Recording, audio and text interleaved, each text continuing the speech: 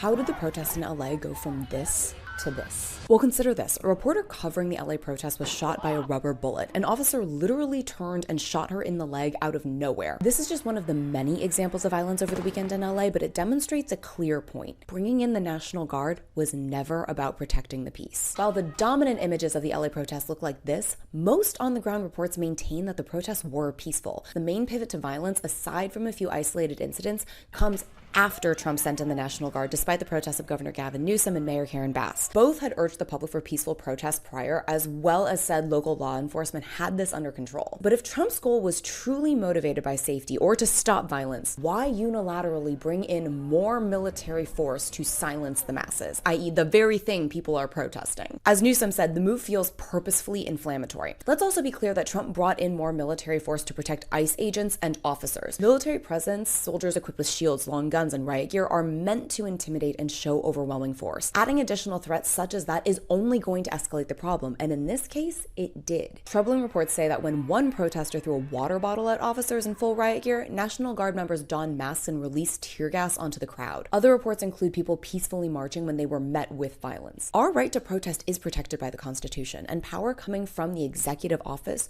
shouldn't be coming in to incite more violence. This feels different not because things got violent, but because it was a clear mark that the president tried to silence American people with force.